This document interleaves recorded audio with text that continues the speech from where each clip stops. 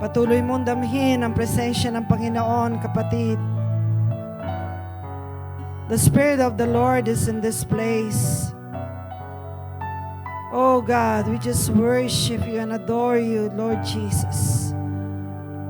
Ama, sa oras na ito, kami po ay muling nagpapakumbaba sa inyong harapan.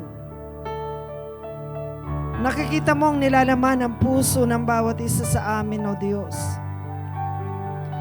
We cannot hide anything from you, O God. Lord, kung ano man ang mga bitbit po namin sa oras na ito, dalahin ko na palayain mo yung mga anak. Set our hearts free, Lord, in order that we can worship you. We can meet you today, O God. Ama, ikaw ang siyang kumatagpo, Lord. Sila na mayroong mga problema, sila na mayroong mga dinaramdam sa kanilang mga katawan, sila na mayroong mga bitbit na dalahin sa oras na ito. Lord, right now, I declare that at the start of this praise and worship, at the start of this service, Father, I declare that something good is going to happen to your people, Lord. I declare that miracles and miracles will happen as we worship, as we listen to your word. Let your divine presence flow in this place. Oh, Holy Spirit of God, maging malaya po kayo sa inyong pagkilos sa bawat isa sa iyong mga anak, Lord. I declare your power, I declare your glory. Kumilos po kayo, Panginoon. Kayo ang dinidesire ng bawat isa sa amin. We desire more of your presence, O Spirit of God. Set our hearts free, Lord. Set our spirit free, O God, na maging malaya po kami. Na lalo ka naming maranasan sa araw na ito, Lord. Panginoon, ibalot mo ng iyong banal na dugo ang dakong ito at ang bawat isa sa amin. Father, I ask that you will use me for your glory. Speak to your people. Speak to our hearts, Lord. Dalahin ko po na ikaw ang siyang mabigyan ng luwalhati. Ikaw ang mabigyan ng kapurihan sa lahat ng gagawin mo sa amin sa oras na ito. At sa oras na ito, binabalik po namin ang lahat ng papuri at ang lahat ng pasasalamat sa tanging pangalan ni Jesus, and every one of us will say, Amen and Amen. Sige po, palakpakan natin ang Diyos. Yung pinakamataas na papuri ang bigay natin sa Kanya. Sige pa, come on, give Him clap offering. Thank you, Jesus. Sige po, pwede na tayong makaupo. Pwede po bang batiin natin ang ating katabi ng magandang umaga sa iyo? Sino pong nagagalak na kayo ay dinala ng Panginoon sa dakong ito? Magsabi ng malakas na Amen.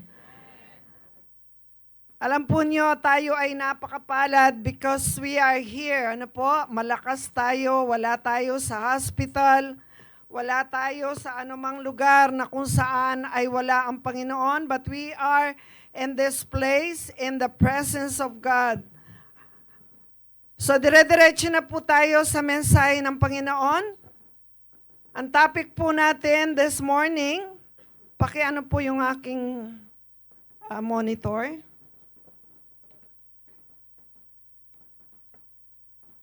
Okay, our topic, title po niya is Finish or Not Finish, Fast Your Paper. Saan niyo po madalas na naririnig ang salitang ito?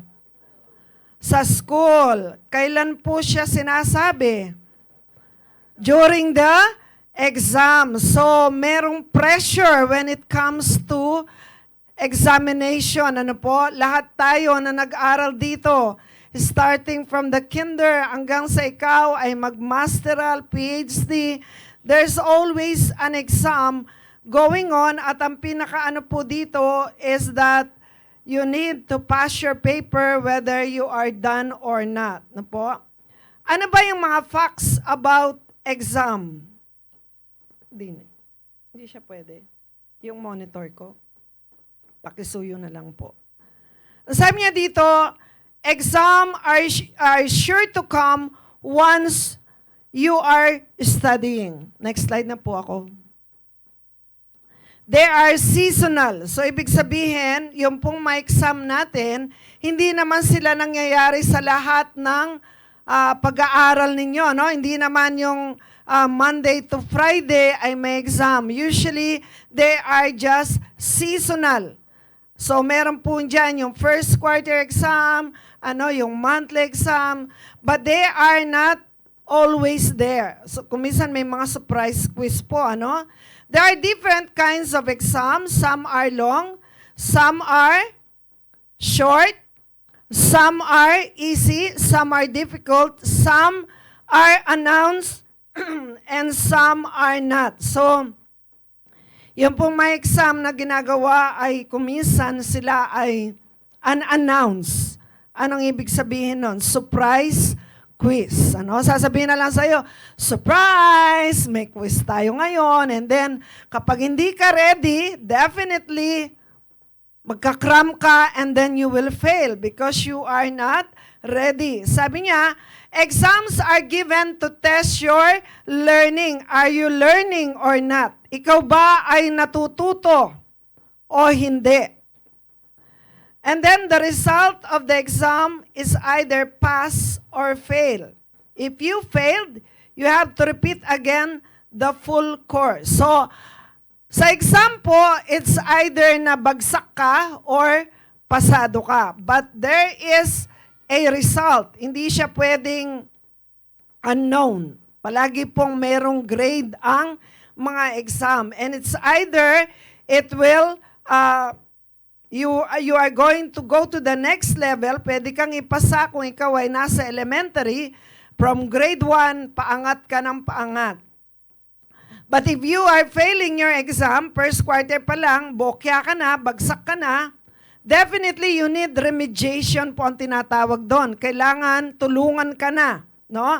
It's either ng teacher o ng mga magulang. Pero pag bumabagsak po, ang isang estudyante, kailangan niya ng tulong. There must be someone who will mentor that child. Pwedeng tutorial, pero hindi niya kayang mag-isa yun. Kailangan meron ng tumulong para siya ay makapasa. And then next, you need to learn from your failures or mistakes. If not, it will happen again. Basahin nga po natin ito. History repeats itself to those who do not learn. Bakit ba nangyayari na ang isang bata ay binabagsak, and then dapat grade 5 na siya, binabalik siya ng grade 4, kasi hindi po siya talaga nakakapasa, Although may mga teachers, para lang umusad yung kanyang grade level, kahit na hindi gaanong matataas yung grade ng bata, ay pinapasa na lang. Pero that should not be the case. Pag hindi po siya talagang natuto, kung kailangan siyang ibabalik agad, para sa ganon, siya po ay magkaroon ng mastery at wag na siyang mag-fail again. And then next, sabi niya, unless you study very well with understanding and prepare for the exam, there is a possibility that you will fail again and again. Sino po ang nandito na nung kayo ay nag-aaral pa ay naranasan ninyo yung palagi na lang kayong bumabagsak? Huwag na po kayong mag-amen. But it is a reality.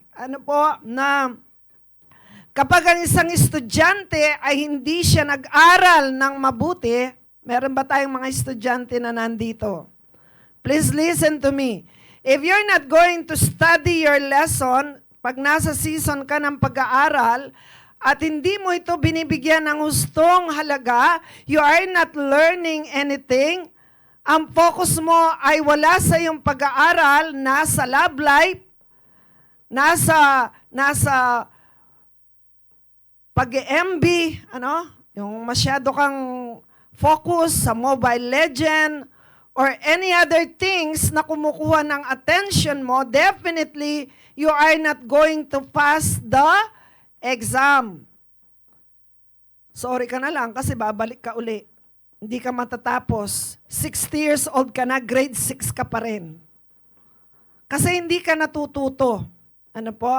And then your goal is to pass the exam without cheating, so you will be promoted to the next level. So maliwanag po ba yung binigay kong facts o katotohanan when it comes to having examination? So sa ayaw po natin na sa gusto, sa tunay na buhay, in the real life, ay meron din po tayong mga exam sa buhay na kailangan nating ipasa. Ano? Sabi niya dito sa next slide, God will test our faith. Sigurado ako na ang ating pananampalataya bilang isang Kristiyano, once na ikaw ay nakakilala sa Diyos, na born again ka, hindi po siya nakahiga ka lang sa isang bed. No, you're going to lay down in a bed full of roses. May mga tinik na haharapin tayo sa buhay bilang mga Kristiyano to test our faith. So kagaya po ng mga binasa ko kanina, yung mga pagsubok, they are seasonal. Hindi naman sila palagi. There is a time for the testing at meron din namang time na mga blessing na po, but they are seasonal. And then iba-iba po yung mga pagsubok natin sa buhay. Kung minsan, meron yung sunod-sunod, no? Katatapos pa lang ng isa, nagkasakit yung magulang mo, tapos gumaling siya, nagkasakit na naman yung kapatid mo, then so forth, ano? Pagkatapos ng isang pangangailangan, meron na naman. So, there are times na kung minsan po sila ay magkakasunod, but for a short period. Or there are some na talagang napakahirap at yung iba naman ay madali lang na napagtatagumpayan. So, yung pong mga test natin sa buhay, ito ay pinabadaan ng Panginoon para tayo ay masubok. Ano? It's either you are failing in your Christian faith or you are being promoted. Kinakailangan po na mag-learn tayo sa lahat ng mga failures natin. Sino po ang nandito na nakaranas na ikaw ay bumagsak sa temptation, sa mga trials? Taas po natin ang ating mga kamay. Amen. Thank you for being honest. So when you failed, ano ang ginagawa natin? Tayo ba ay namumuhay doon sa failures? Or are we standing up? Tumatayo ka. Ano? Okay, nag-failed ako. Pero hindi ibig sabihin na hindi na ako mag-move on. Hindi ibig sabihin na mananatili ako sa aking pagkalugmok kung ano man ang mga nagawa ko at ako ay bumagsak. Ano po? So we need to learn. Ano ba ang tinuturo ni Lord? Pag ikaw ay bumabagsak, you need to learn from the lesson that God is giving us. Sabi ko nga po kanina, history repeats itself to those who do not learn. Pag hindi ka natuto sa isang pagsubok, sa isang test, paulit-ulit po yan. Hanggat hindi ka natututo sa mga tinuturo ng Panginoon, when it comes to the test of life, babalik at babalik po yan. Halimbawa, example, na broken-hearted ka. Ano? So, nagkahiwalay kayo ng karelasyon mo, o boyfriend, girlfriend, or kung sino man yan, and then may tinuturo si Lord sa iyo. Bakit nangyayari ang isang bagay na yon? Pero hindi ka natuto. So, nag-ano ka uli, another relationship, and then, nagkahiwalay na naman kayo, hindi ka pa rin natututo. And then, you go to another relationship, from one another to another, at palagi silang failed relationship. Bakit? Kasi hindi po tayo natututo. Ano? Hindi tayo natututo doon sa mga pagsubok na inaalaw ng Panginoon sa atin so that we can go to the next level, and that is the promotion na gustong-gustong ibigay ng ating Amang nasa langit. Halimbawa, sa business naman, nakita mo na ang business na ito ay maraming mga pagsubok din po ang mga businesses. And then, naranasan mo during the pandemic, paano bumaba yung sales mo, paano kang nahirapan. And then, umangat na yung sales mo and everything. Hindi ka pa rin natuto doon sa mga past na pagsubok, kung bakit bumababa yung sales mo, uulit po yun. So we need to learn sa mga challenges na inaharap natin sa lahat ng aspeto ng ating mga buhay so that we can learn, no? We can go to the next level at yung goal po natin is to pass the exam and to be promoted to the next level. Ano ba yung mga struggles natin? Sabi po sa next slide, the struggle is real, but so is my God. Totoo po ba ito na ang mga struggles ay totoo sa ating mga buhay? Ano ang mga yan? Meron kang stress, merong doubts, merong fears, may worries, may mga problems, may mga setbacks, ano pa? Kumisan may mga addiction, workaholism, may mga struggles sa finances, no? Sa parenting, may mga magulang na yung kanilang mga anak hindi nila talagang ma-control, problema yung mga anak sa kanila, or it's either way. Yung mga magulang naman ang problema sa mga anak, or yung asawa, po. Marami po yung mga nagiging problems when it comes to our struggles. Ano pa? Kumisan may mga divorce, kumisan may mga bullying na nangyayari. Marami po ang ating mga struggles. Subalit, hindi natin pwedeng sabihin na, ay ako wala akong struggles. Ikaw lang. Hindi po natin masasabi na kami lang ang may mga struggles. Definitely, ikaw ay nandun pa lang sa sinapupunan ng iyong ina, ay may struggles ka na. Alam niyo po ba yon na hindi pa man sinisilang ang baby, may struggles na siya? No? Struggle niya, paano siyang lalabas sa eksaktong buwan. Di ba? Struggle niya kung paano mapuform yung lahat ng body parts niya, hindi siya maging abnormal. Marami rin po yun. No? Yung ang mga kambal po namin, bago sila sinilang, ay talagang marami silang mga pinagdaanan sa loob pa lang ng tiyan ng kanilang ina. To the point that the Lord has divine intervention na lumabas po sila ng malusog at normal. Na po? And then paglabas mo, pag ikaw ay lumalaki na, may mga struggles na po tayo. Naalala ko tuloy si Cody, siya po ay nasa stage na toddler na siya. Medyo very active na po siya, may kalikutan, may mga panahon na nabubukulan siya, yung pagka siya'y nadapa, na nagkakaroon siya ng bukol and everything, tapos nagkakasakit din siya. Lately, nagkabulutong po siya. So, yung struggle ng bata na hindi niya pwedeng puntahan yung kanyang ina doon sa kwarto dahil nandun po yung kapatid niyang kambal, baka mahawa. Nakita ko yung struggles na, sabi ko, 2 years old pa lang may mga struggle na siyang ganito. Tayo pa po, as we go along, nagiging teenager ka, nagiging adult ka, nagkakatrabaho ka na, may struggle ka na sa trabaho, may struggle ka na sa finances, nag-asawa ka, so kailangan mong i-handle yung pagiging isang may asawa, isang magulang sa kanyang mga anak. And then hanggang sa tumanda na po yan, umabot na ng senior citizen, still marami pa rin tayong mga struggles sa buhay, Iniisip natin, pagka matanda na tayo, paano na?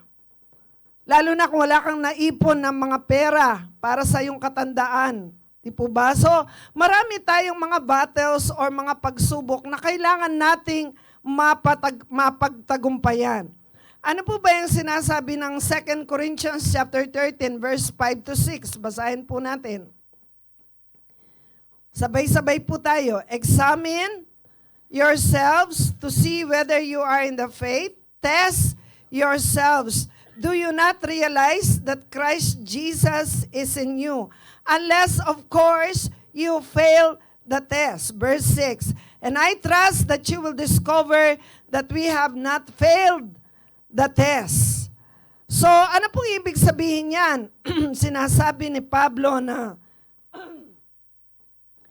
saliksikin mo ang iyong sarili.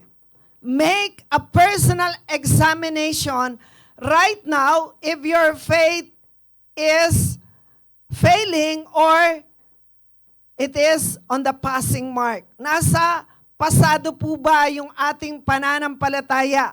O ikaw yung tipo na pagka may pagsubok, tumatalikod ka na sa iyong pananampalataya sa Diyos at madali kang mag-give up.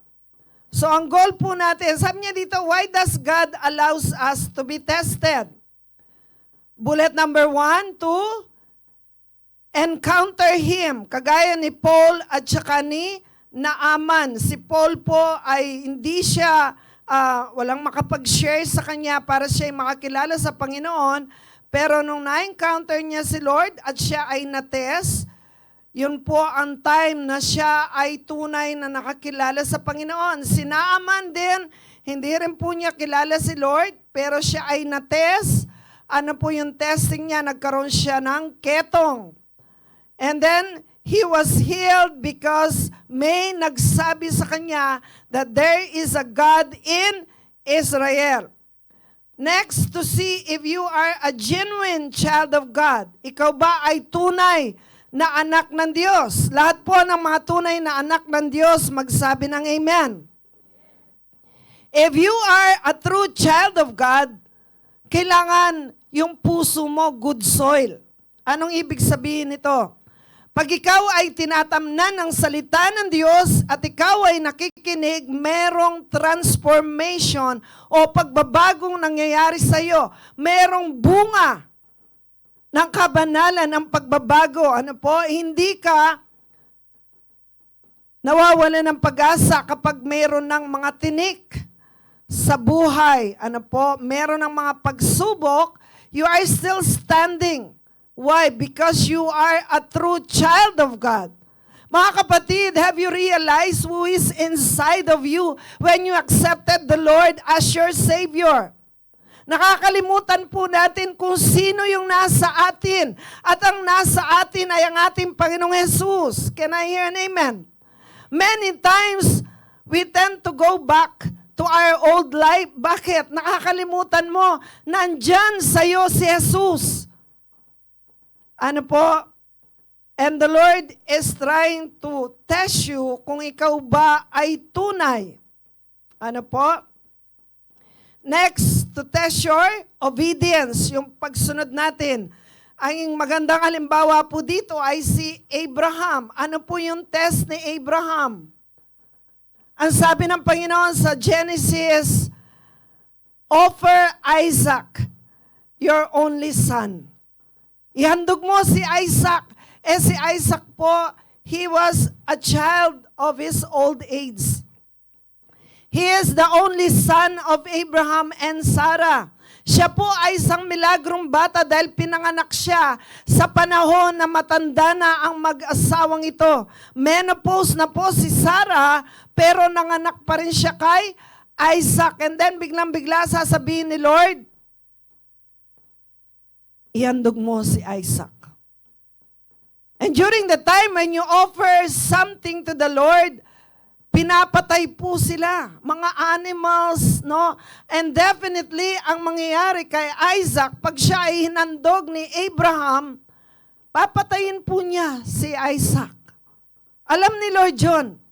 Pero ang tinitignan ng Panginoon is to see if Abraham is going to obey Him. Kahit na mawala na yung kanyang pinakamamahal, gagawin mo pa rin ba yung inuutos ng Diyos sa iyo? Diyan po tayo marahil marami ang natitest sa atin at dito tayo na bumabagsak sa test of obedience. Ano? So ano pong nangyari kay Abraham? He passed the test 100%. Amen. Bakit? Natuto siyang sumunod sa Diyos kahit ito ay to the point na mawawalan siya ng mahal sa buhay. He was willing to obey God because he knows that God knows what He is doing. Kilala niya ang Diyos. Alam niya na pag ginawa ko ito, the Lord is going to do a miracle. Yung pong nasa isip ni Abraham.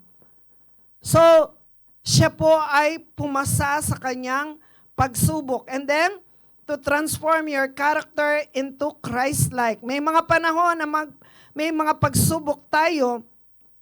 Ito yung panahon na natututo tayong manalangin. Amen? Pagka okay lang ang lahat, wala. No? Barkada dito, barkada doon. Pasyal dito, pasyal doon. Wala po tayong panahon sa Panginoon.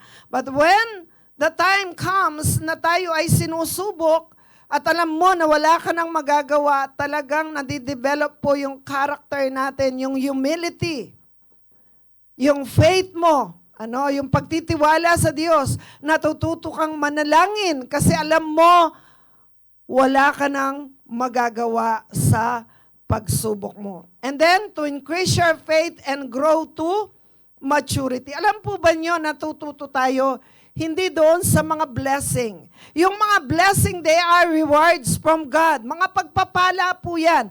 Pero natututo tayo pag dumadaan ka na sa pagsubok, sa mga challenges sa buhay. Yun yung panahon na talagang natututo ka, lumalago ka sa iyong pananampalataya at nagmamature ka bilang isang tunay na anak ng Diyos. Amen. Sino na po ang nandito na lumago kayo sa pananampalataya dahil sa mga pagsubok, magsabi po kayo ng amen. So it is a reality. Hindi ka magmamatured sa mga blessing. You are going to grow to maturity pag may pagsubok. Kaya pag may pagsubok, let it be an opportunity for you to grow. Mas lalo mong makilala ang Panginoon. Huwag mong iisipin na, eto na naman, may challenge na naman. But look at it as an opportunity for us to grow. And then to promote you and to receive your breakthrough. Si Joseph po, when he went to Egypt, nang siya ay pinagbili ng kanyang mga kapatid, it was a test sa kanya. Imagine, sarili mong mga kapatid, ang nagpahamak sa iyo, pinagbili ka, ginawan ka ng hindi tama, napawalay ka sa iyong kapatid, sa iyong ama. But because he has this relationship with God, he was only 17 years old nung siya nagpunta ng Egypt. Agad-agad po ba ay nakamit niya yung kanyang promotion, yung kanyang pagiging governor of Egypt? No! He was already 30 years old nung siya ay naging governor of Egypt. Ilang years po siyang naghintay? Almost 13 years. And during those times, may panahon na umiiyak siya. Nagtatanong siya sa Diyos, bakit ganito? Pinagbili ako. Then nakulong po siya, inakusahan siyang rapist ng asawa ni Potiphar, and then nakakalimutan na siya sa loob ng kulungan. But remember this, even during those time, hindi siya kinalimutan ng Diyos. Can I hear an amen? Even during those dark times sa buhay mo, kapatid, hindi ka kinakalimutan ng Panginoon. Ikaw lang ang nakakalimot sa Kanya. Because God is God. And He is a loving Father.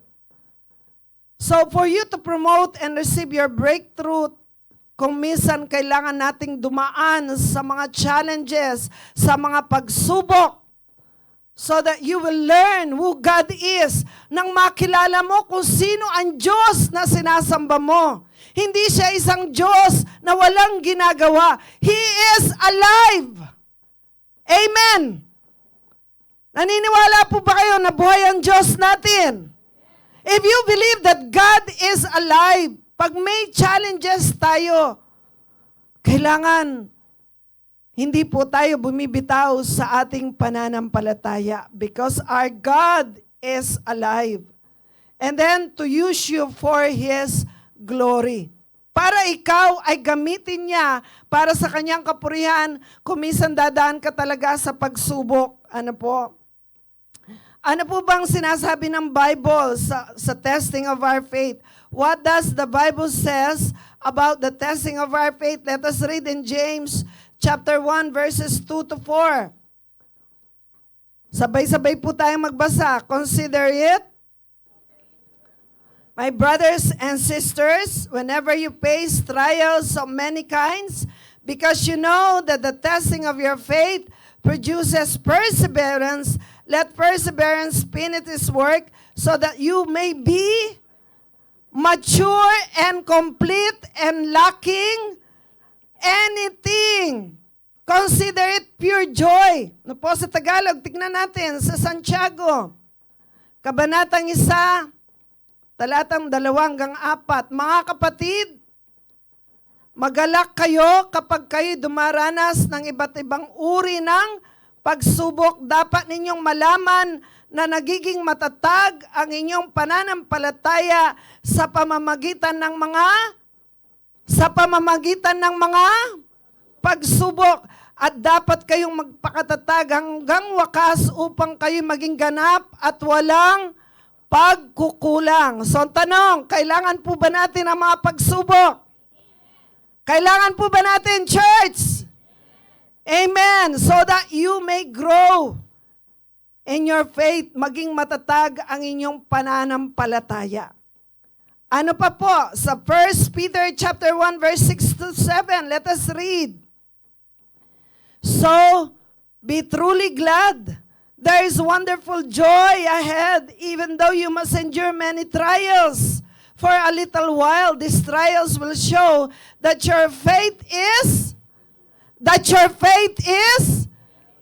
genuine. It is being tested as fire tests and purifies gold through your faith, though your faith is far more precious than mere gold. So when your faith remains strong, through many trials, it will bring you much praise and glory and honor on the day when Jesus Christ is revealed to the whole world. Sa Tagalog po, tingnan natin. Sa 1 Pedro, ito'y dapat ninyong ikagalak. Sige po, basahin nyo.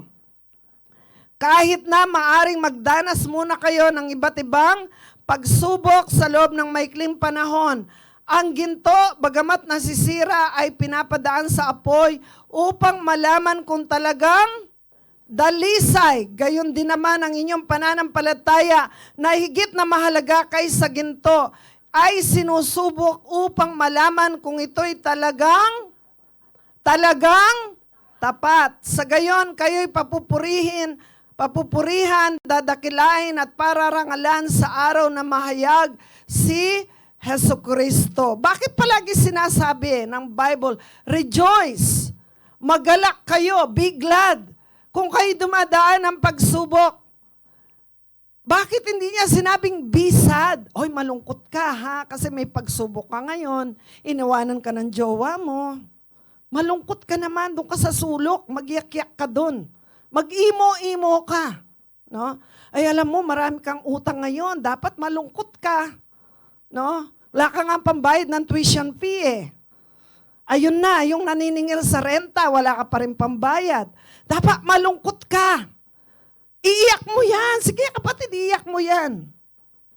Alam po nyo nung sinasabi ng Bible, rejoice and be glad. Sa kabila ng mga pagsubok, ikaw ay patatatagin ng Diyos. At pagkatapos ng pagsubok na ito, ay dadaloy po ang pagpapala ng Diyos. Pwede bang palakpakan natin ang Panginoon? Kuminsan ang pananaw po natin sa pagsubok, sa mga test, kailangan talaga nating renew. Ano? Kaya sabi ng Bible, renew your mind. Kailangan mabago yung pananaw natin. Kailangan magkaroon tayo ng transformation when it comes to challenges, when it comes to the testing, na this test is not going to be forever. Sila ay pansamantala lang. Pero during the time na nandun ka sa pagsubok, yun ang bantayan mo. Paano kang nagre-react? Paano ang action mo? Paano yung attitude mo? Ikaw ba yung tipong madaling mag-give up? No? So, kailangan po, alam natin kung anong sinasabi ng Bible. Nakagaya daw ng ginto, ang ating pananampalataya ay kailangan masubok para malaman kung genuine ka ba. Tanungin mo nga ang katabi mo, genuine ka ba, kapatid? O, totoo ba? Totoo ba? Ang lahat ng mga totoong Kristiyano dito, palakpakan natin ang Diyos. It is so important na habang tayo ay buhay pa, ay sinisigurado po natin, nagkakaroon tayo ng check sa ating sarili kung tayo ay mga tunay, dalisay na mga Kristiyano dahil pagharap natin sa Diyos, yung mga tunay lang, yung hindi mga peke, ang siyang makakapasok sa kaharian ng Diyos. Can I hear an amen? Wala pong mga pekeng Kristiyanong papasok sa kaharian ng Diyos. Kaya kinakailangan na habang buhay ka pa, siguraduhin mong ikaw ay tunay, ikaw ay dalisay, ikaw ay genuine na Kristiyano. Ano? Now, ano po yung goal natin when it comes to our exam in our life, no? Sabi niya, the goal is to pass the exam with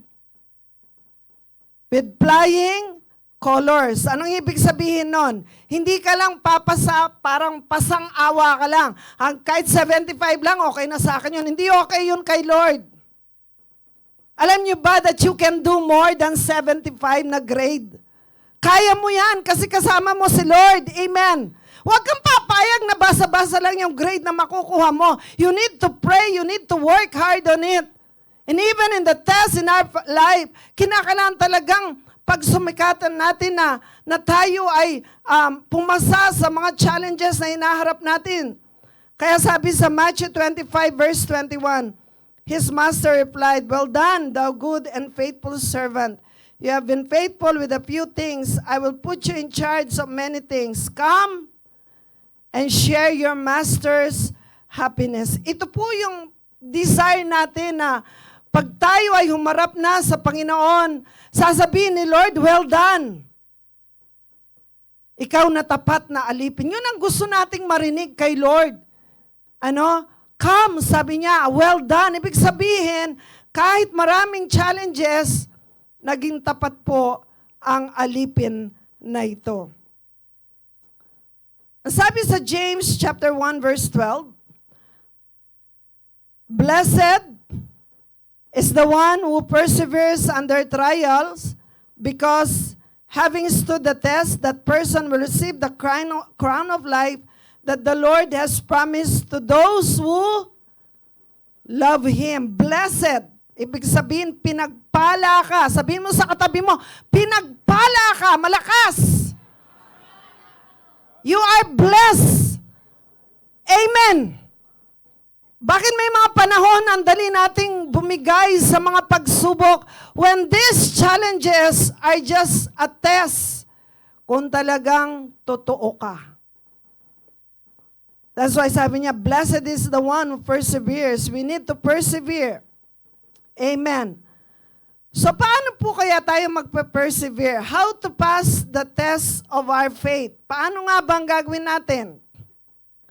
Number 1, make sure God's presence is upon you at all times.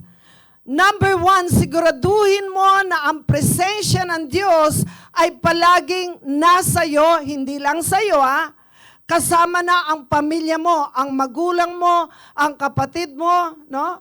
Yung asawa mo. Kailangan po kasama natin ang Diyos sa buong pamilya. Can I hear an amen? Pag kayo ay punong-puno ng presensya ng Diyos, hindi lang isa, kundi lahat, imagine niyo kung kayo ay 16 sa loob ng bahay and the presence of God is on that place. Lahat kayo binubuhusan ng victory, ng tagumpay, ng mga pagpapala. Anong mangyayari sa pamilya nyo? You will be blessed, and you will be blessed. Can I hear an amen? Kaysa isa lang. That's why ang goal po natin is to share the gospel, number 1, sa ating mga pamilya. Because they need Jesus.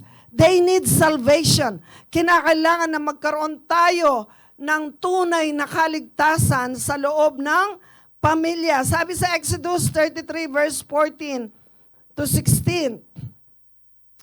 Basahin po natin ito. Sabay-sabay. The Lord, my presence will go with you and I will give you rest.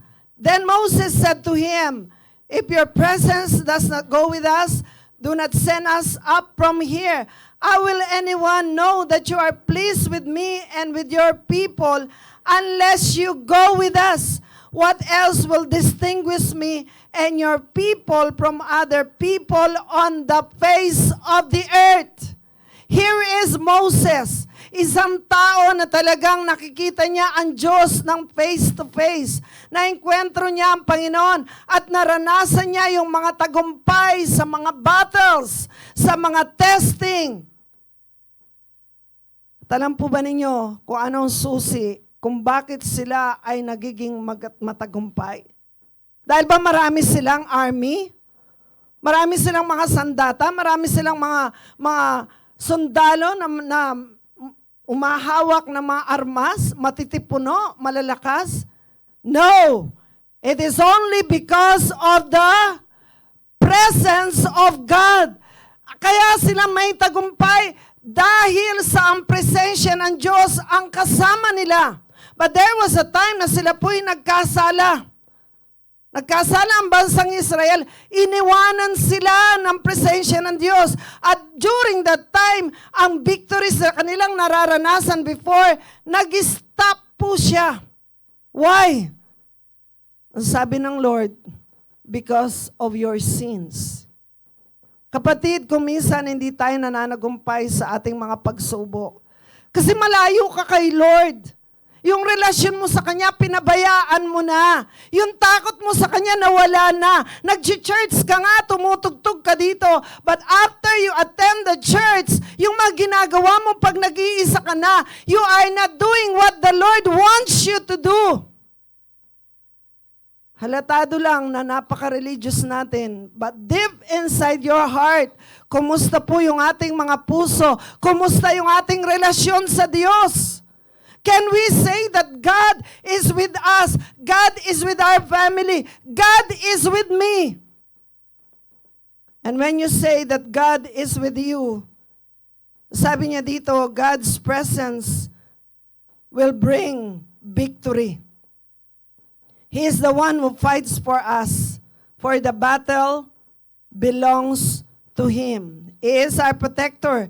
He is the one who gives us the victory. He is the one who gives us the wisdom and ability to pass every test in life.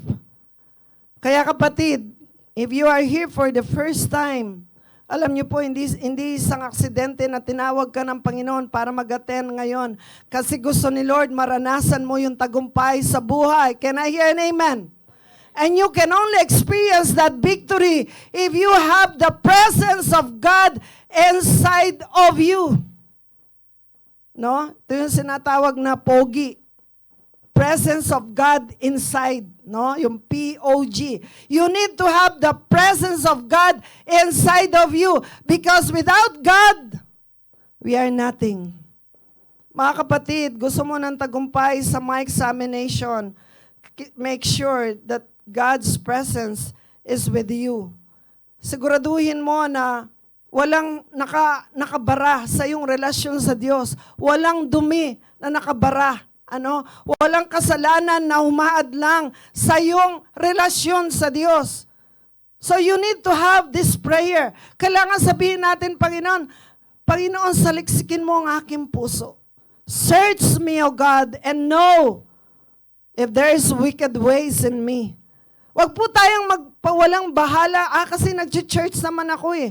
Kasi very active ako sa mga gawain. Kasi nagmi-ministry ako. Yes. Nagmi-ministry ka lahat. Pero at the end of the day, are you doing the will of God? Mga kapatid, pahalaga naman po natin ang presensya ng Diyos. Kasi ito yung kailangan mo para maipasa mo ang lahat ng mga pagsubok sa anumang mangyayari sa ating buhay. Sabi niya, sin will separate you from God's presence. Make sure there is no barrier or hindrance with your relationship with God. And then repent for any sins and accept Christ as your Lord and Savior.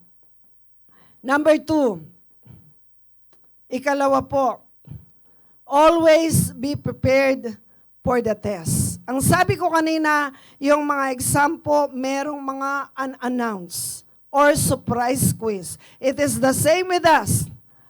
Kaya sabi ng Bible, pray without ceasing. Kasi may mga panahon na parang akala mo smooth sailing ka lang. Naalala niyo po ba yung mga disciples during the time that they were on, nag-ano po sila sa dagat. Napaka-smooth ng lahat. And then suddenly, biglang may dumating na bagyo. Sino ba naman ang hindi matitinag pag may bagyo? Sino po ang medyo nag-aalala pag may bagyo dito? Nagiging honest lang tayo. Amen? But during the time na darating yan, wala pong nakakaalam yan. Makikita mo na lang sa pag-asa na sasabihin, oh, ganito, may signal number 1 na yan, signal number 2 na. And if you are not prepared, disaster will come. Babagsak at babagsak ka pag may temptation, pag may trials na hinaharap kayo, if you are not prepared spiritually in every aspect. So anong gagawin mong preparation? Letter A, you need to study the Word of God. Huwag mong ipagwalang bahala ang pagbabasa ng salita ng Diyos. Kahit paulit-ulit po kaming nagre-remind because it is the Word of God that gives us strength. Ang salita ng Diyos ang siyang nagbibigay lakas sa atin. Pwede po ba tayong magkaroon ng commitment na magbuhat sa araw na ito, siseryosohin na natin ang pagbabasa ng Biblia? Lahat po ng seryoso ng magbabasa ng salita ng Diyos, magsabi ng Amen. Kuminsan, nagsiselos na po si Lord, sa totoo lang. Nagsiselos siya sa, alam niyo kung saan? Sa cellphone. Tama. Mas marami kang panahon sa cellphone. Mas marami kang panahon sa pagtitingin-tingin sa mga reels, no? Nagre-reels ka lahat, ano? Mas marami kang panahon sa pagmo-mobile legend mo. Mas marami kang panahon na hinahawakan mo ang cellphone mo. Parang pag inalis ang internet sa buhay mo, patay ka ng bata ka. As if hindi ka na makapag-function pag walang internet. Pero si Lord, ilang minutes pong binibigay niyo sa Kanya every day? How many minutes are we giving to the Lord just to communicate, just to pray? Pagising mo sa umaga, anong hawak mo? Siyempre, cellphone. Sasabihin mo, magbabasa po akong Bible. Buti kung gagamitin mo cellphone na magbabasa. Pero kung pagising mo sa umaga, kaagad yung mga messages na tinitignan natin, we need to study the Word of God. Kasi po dito, mabibuild yung faith natin. Keep on building your faith. Sabi sa Romans 10, verse 17, so then faith cometh by hearing, and hearing by the Word of God. Now let me ask you a question. Haba po bang kayo nakikinig sa Word of God every Sunday? Lumalakas po ba ang inyong pananampalataya, church? Lahat po ng lumalakas sa mga pananampalataya nila, pwede bang palakpakan natin ang Diyos? You need to build your faith. No? Sabi niya, build your faith upon His promises. Yung mga pangako ng Diyos, kailangan sila yung ating sandata. Ano? Kinakalan ready ka. Pag merong inumang na pagsubok ang kaaway, merong kang panlaban na salita ng Diyos. Let us read in 2 Thessalonians chapter 3, verse 3. Basahin niyo pong malakas para sa ating lahat ito. But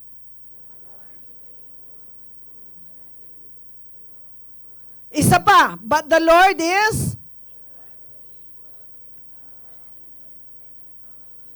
one more time, yung name-memorize mo na siya, but the Lord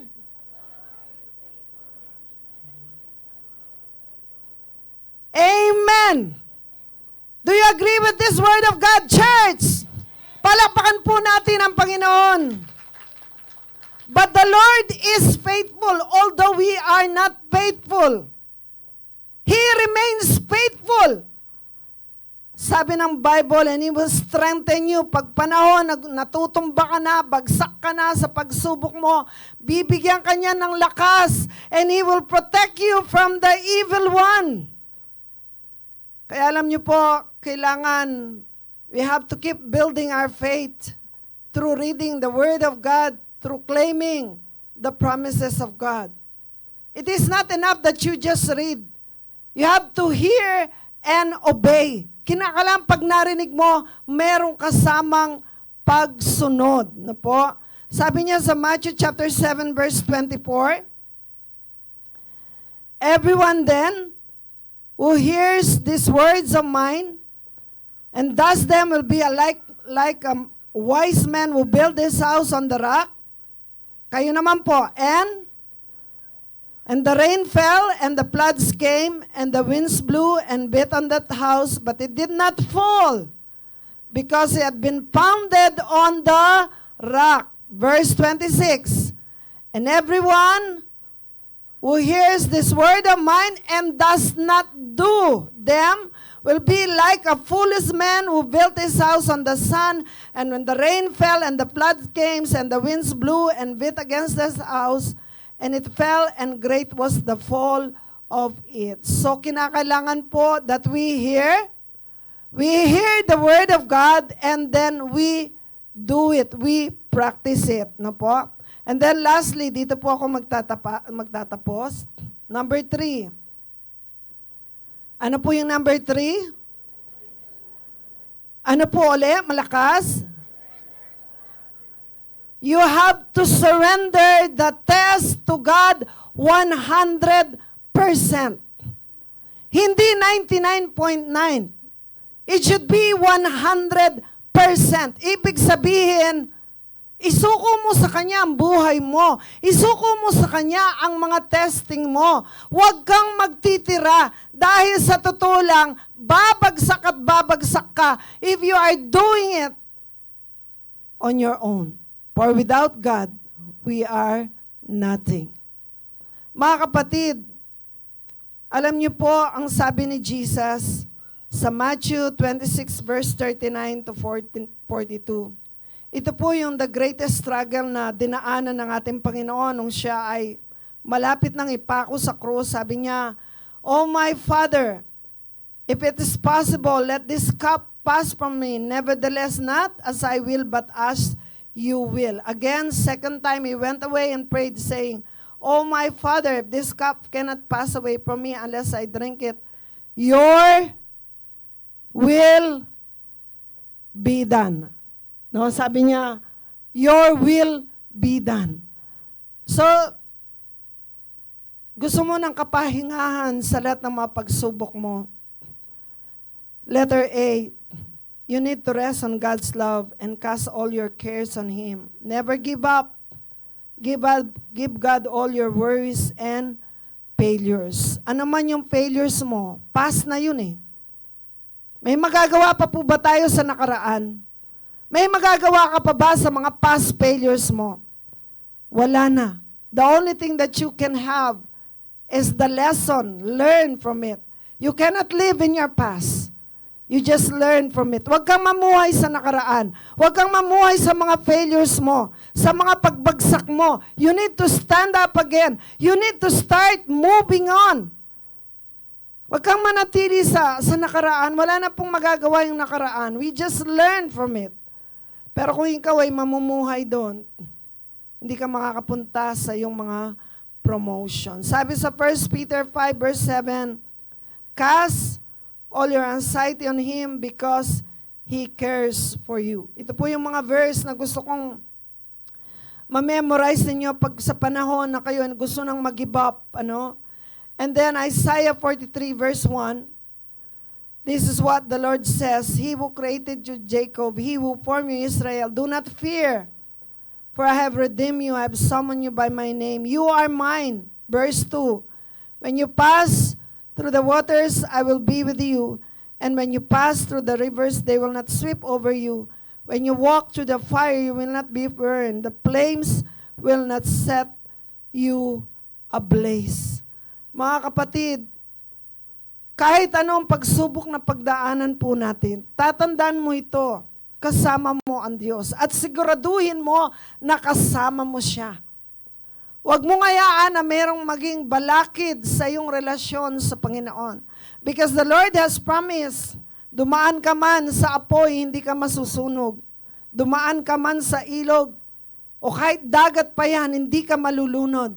Bakit? Kasama mo ang Diyos. Amen. Sige po, palakpakan natin ang Panginoon. In closing, gusto ko po na matuto tayong magtiwala sa Diyos. Kasi may mga panahon na gusto natin tayong mag-solve ng mga problem natin, ng mga test natin. Pero darating ka sa point that you just give up. Lord, suko na ako. It is beyond doon sa kaya kong gawin. At alam niyo po, that's the only time that the Lord can move in our midst. Amen. Sa umaga pong ito, sa ating pagtatapos, tayo po ilalapit sa Diyos at kung may mga hinaharap ka bang mga pagsubok sa kasalukuyan, ano man yung mga hinaharap mong mga pagsubok, ang Diyos ang siyang tutulong sa iyo. Pwede po bang lahat tayo manalangin sa oras na ito? Hallelujah. Thank you, Jesus. Thank you, Holy Spirit. Thank you, Lord. Thank you, Jesus. Kapatid, sa oras na ito, naghihintay ang iyong amang nasa langit para lumapit ka sa Kanya. Hindi ko alam kung anong mga test na inaharap mo ngayon. Marahil ang test mo is about your health. Meron kang sakit, ng dami mo nang ginastos sa doktor pero hindi ka pa rin gumagaling. Marahil ang problema mo ay sa asawa mo o sa anak mo, sa magulang mo. Maybe ang isa sa mga problem mo ay sa trabaho, nagkakaroon ka ng testing and trials in your work. Maybe one of the tests that you are having right now is about you being a leader, you being a disciple maker. Kakaroon ka ng test kung paano mong i-handle ang mga nagiging problema ng mga disciples mo, ng ministry mo. Hindi ko alam kung ano pong mga hinaharap nating mga pagsubok sa kasalukuyan.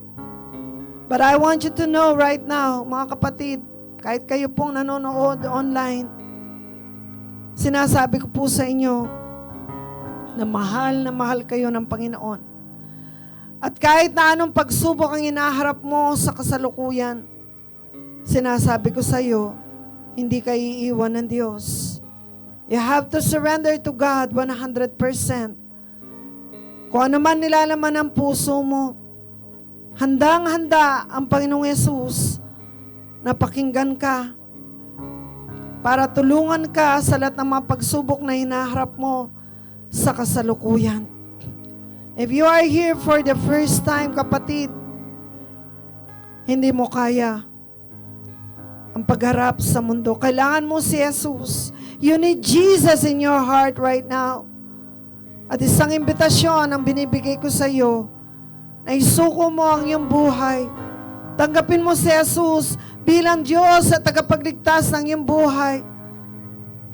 At siya ang magbibigay tagumpay sa iyo sa lahat ng mga pagsubok na hinaharap mo at haharapin pa in the future.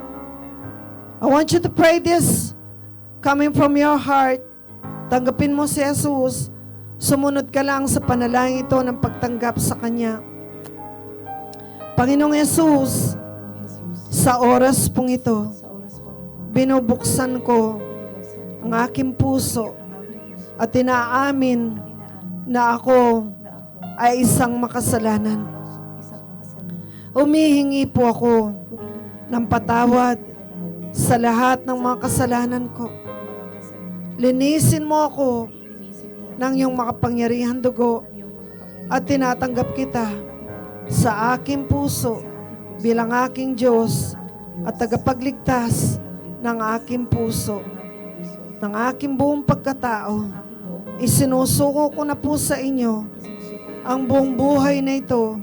Pagharian po ninyo ako, banal na Espiritu, at salamat sa kaligtasan na binigay mo sa akin. Sa pangalan ni Jesus. Amen. Good morning ngayon, tanghali na po. So ako po pala si Carlo. So again po, nakakakaba pa rin pala dito.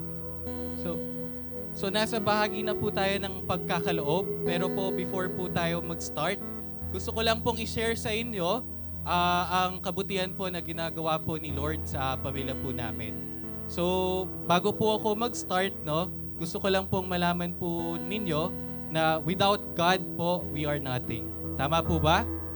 Amen, di ba? And at the same time po, wala po tayong maipagmamalaki, liban na lamang po ang pagmamahal at grasya po ni Lord.